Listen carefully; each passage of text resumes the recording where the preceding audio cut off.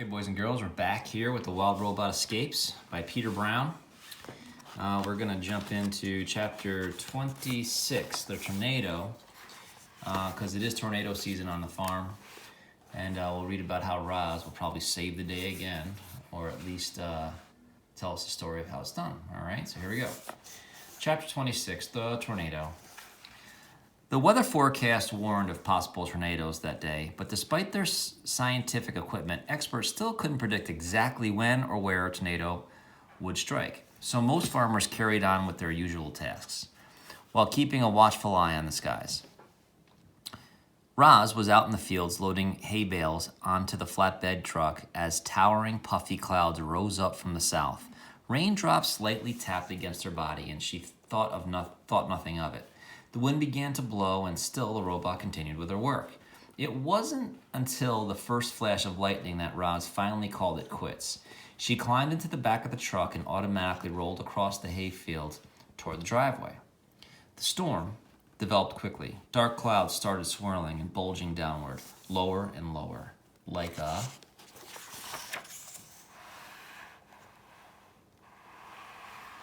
giant twisting finger pointing at the countryside. A tornado was beginning to form.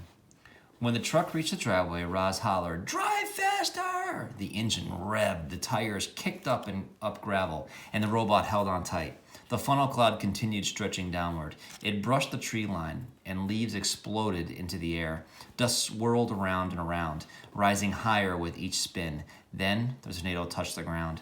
A siren sounded in the distance, but the tornado was growing noisier and angrier as it blew in from the fields. And the siren was quickly lost to the howling winds. The truck charged up the driveway and into the cluster of farm buildings. Roz looked ahead at the house and saw frightened faces in the windows. "Go to the storm shelter!" she hollered in her loudest voice. Then she leapt off the truck and ran to help the Sharifs.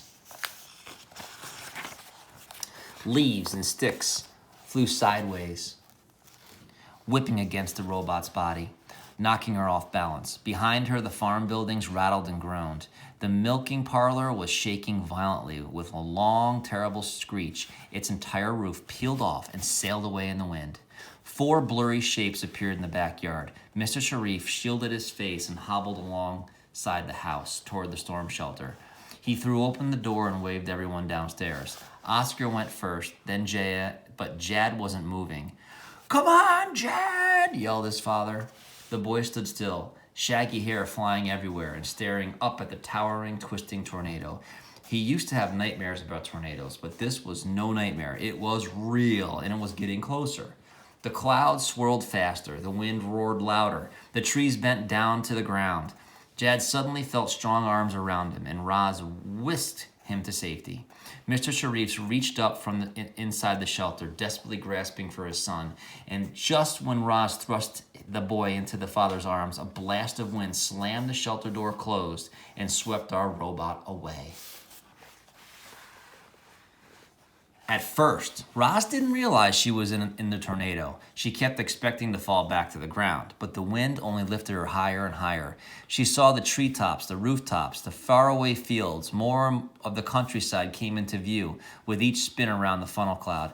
Our robot's survival instincts were blaring in her head, urging her to protect herself. But what could she do? The tornado was in control. The winds whirled her up and up. Up and around, up and around, up and around. Roz could almost imagine what it was like to fly, and she thought of Brightbill. It seemed her final moments would be spent in her son's airborne world. Roz wasn't the only thing swept away in the storm. Dust, gravel, leaves, branches, fence posts, and farm equipment were all swirling around with her. The robot was pelted by flying objects, big and small. She never even saw the shovel coming. The heavy tool wheeled around the tornado and clang! It hit the back of her head. Everything suddenly went dark, while Roz was still up in the sky. Probably hit the switch in the back of her head. The broken robot.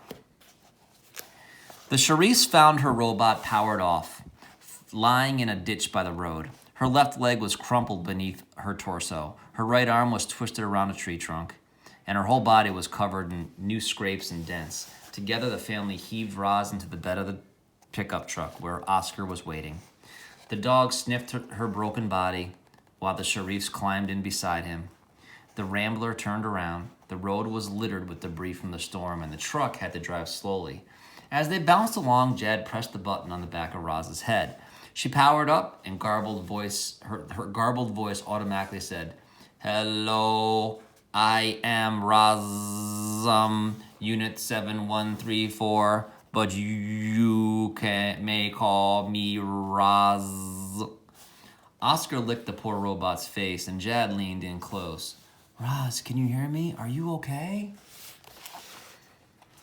"Hello, Jad. I have broken limbs and minor damage to many computer brain. My systems are now repairing themselves. Please stand by." The robot's glowing eyes pulsed as her recovery program did its job, and before long, Roz sounded like her old self. "My computer brain is now fully functional." Jazz wrapped his arms around the robot and sobbed, "I'm so sorry, Roz. It's my fault the tornado got you. Please don't be mad." Now Jaya was crying too. She pulled her brother and her dog and her robot into a big hug. Mr. Sharif wasn't much of a hugger, but he reached over and laid his hand on Roz's shoulder. They stayed like that for some time, quietly holding one another. The shock of the tornado was fresh, and it felt good to be together. "Mr. Sharif, I apologize for leaving the farm without your permission," said the robot. The man smiled. "No need to apologize, Roz. I am glad you're alive." "How are the cows?" said Roz. "The farm is a mess, but the cows are fine," said Mr. Sharif. "We'll take you to the repair shop now, and you'll be with the herd again soon." The shop. It was a small, sleepy farm town. A few trucks glided down the streets, a few humans sat on porches, a few stores lined the main square. Rambler parked in front of the bright white building. Then Mr. Sharif left the children with Roz, and he limped inside. "Welcome to the Tech Lab shop," said a woman in a white suit. "My name is Nadine. How can I help you?" Mr. Sharif was distracted by all the robots on display in the shop. They came in a dazzling variety of designs and sizes and colors. Standing still, glowing, they calmly waited for someone to put them to work. When the man spotted a Rozum unit, he suddenly remembered why he was there. "I'm the owner of Hilltop Farm," he said, "and we were just hit by a tornado." "I heard the siren," said Nadine. "Is everyone okay?" "My family's okay, but I have a Rozum unit outside who's in bad shape." The woman called over her shoulder, "Patch! Bring the Rozum repair kit." A robot marched into the room carrying a huge case. He looked similar to a Rozum robot, but he was shorter and wider. The word "patch" was lightly etched on his torso. Mr. Sharif led Nadine and Patch out to the truck, where the children were chatting with their robotic friend. Patch quickly scanned Roz's broken body and announced the cost of the repairs. The man stroked his chin, mulling over his options, until the children blurted out, "Just fixed her!" Mr. Sharif nodded, and Patch sprang into action. With smooth, precise movements, the robot gently placed Roz on the ground.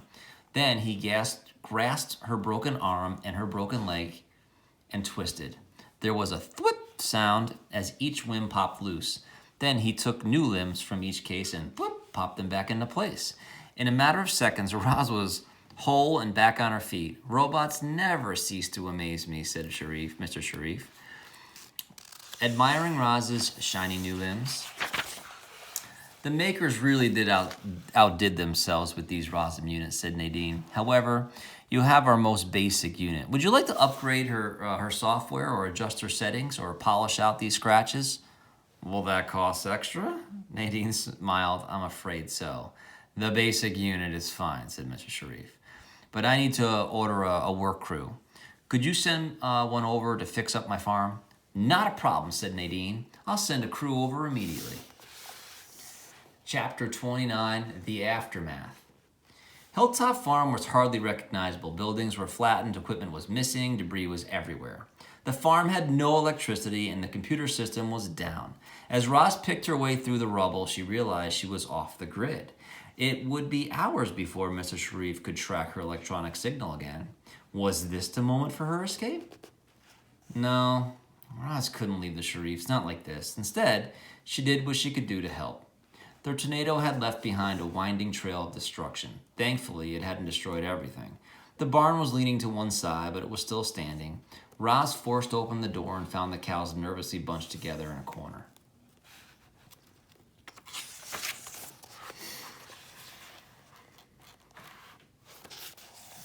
"You are all safe now," said Roz in her calmest voice. "How is everyone feeling?" The robot was answered by a chorus of moos. "How do you think we feel? I'm a nervous wreck. My whole life flashed before my eyes." The robot raised her hands to quiet the crowd. "I'm afraid the tornado destroyed much of the farm, including the milking parlor." The cows gasped. "But my udders are about to burst," cried Tess. "Would you like me to milk you the old-fashioned way?" said Roz. One look at the robot's clammy mechanical hands, and Tess shook her head. "No thanks," she said. I can wait." "An emergency crew is on the way," Roz explained. "But we cannot be in there while they work. Please follow me." Roz carefully led the herd outside, through the wreckage, and down to the pasture. Some of the fences were missing, and the herding machine was broken, but the cows promised not to wander off, and they began grazing on the wind-blown grass. 3 massive trucks rumbled up the driveway. Doors swung open, and a crew of robot workers climbed out. The lead robot checked in with Roz, and the others began uploading supplies from the trucks. Then the crew got down to business.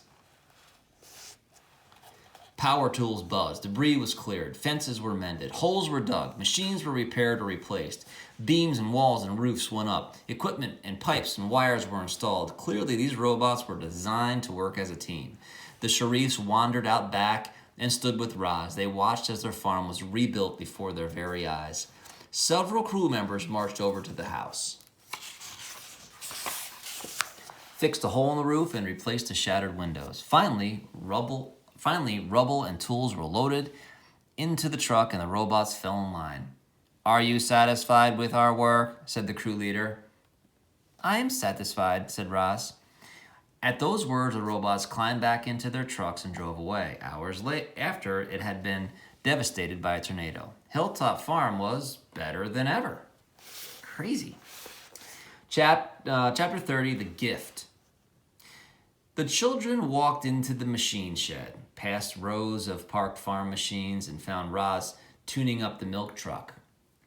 "We got your gift," said Jad, smiling. The robot felt something like surprise when the boy handed her a box wrapped in a silver paper with big red bow on top. "Can you guess what it is?" said Jaya.